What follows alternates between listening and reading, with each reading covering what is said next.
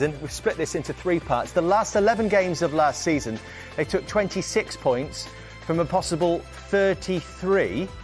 Then the great start to this season, 23 points, the most they've ever had after 10 games of a Premier League season. Just the one defeat in that spell. And then the last 10, 6 defeats, conceding 21 goals, conceding the first goal on 8 occasions, conceding 2 or more in 9 of those 10 games. It feels like it's gone wrong quite quickly. Why do you think that is? Number of things. Kulusevski was out for a period. I think Bentancur was out for a short period as well. I think they're big players for them. I think they made a big impact last season.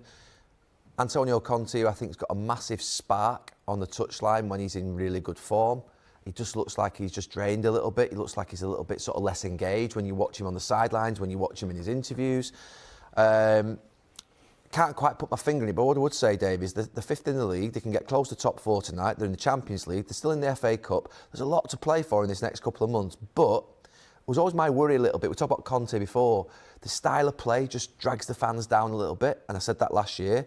And the players sometimes want an idea that's more expressive. Those players have been used to Pochettino and other managers. You know, they didn't buy into Nuno's style. They didn't buy into, not buying in, I don't feel like they're buying into this as much, the counter-attacking style. They want to be on the front foot. They want to press. Tottenham don't do that. The possession style isn't what this team have been used to under sort of Pochettino. A lot of them still there. So I think from that point of view, there's just a little bit of potentially, I don't know, dourness that sort of, if you like, crept into the club. But there's no need for it to be that way. They need to get themselves right because they can still have a really good season and get into that Champions League. What about that point on style? Do you think that's why it perhaps feels worse than it is for Spurs? Yeah, but it's nothing new. It's not anything that people said was going to be different when he came in. I think everybody accepted that. But the price on the ticket when you have a pragmatic way of playing and you speak in press conferences the way Antonio Conte does, they're the negative parts of having that type of manager. He's not the only one. There's other managers we've seen like that before.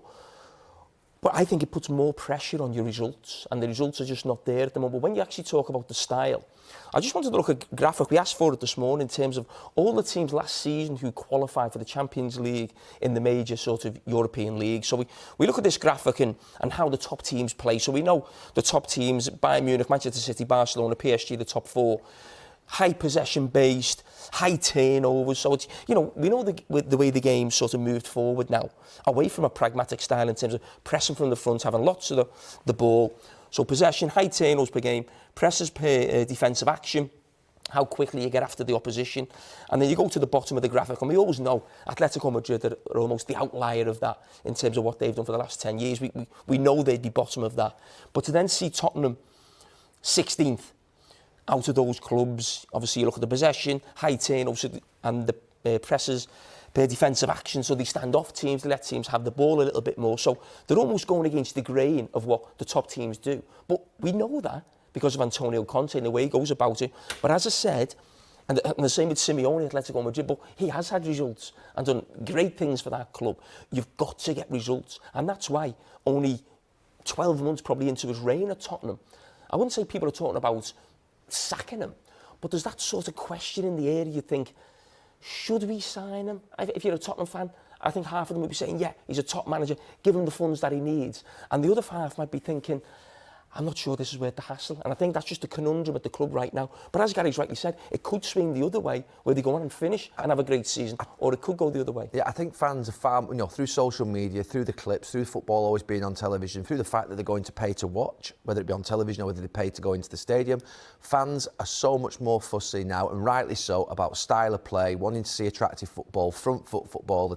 We used to see 4-4-2, rigid systems, play the ball direct, get it forward. Compact was the word that was always... Entertainment. They now want entertainment. My team lost yesterday, but I feel more comfortable about how they played in that game losing because it was a really good game. It was a brilliant game. So I don't think teams are happy to see their team lose. You're right, results are important. They're not happy to lose playing a more pragmatic style. Just one thing, we were talking this morning about it in the meeting room, and it's a bit... When you think of the young coaches coming through now, do you think there's coaches who sort of aspire to be sort of a pragmatic manager, or like a Rafa Benitez, Jose, Conte? It feels like everybody who comes into the game, a young coach, wants to play sort of the Pep way. That's the way they've been influenced. That's the football they've watched. And I'd be really interested in the future how many managers we see who have that style at the top end of the tables.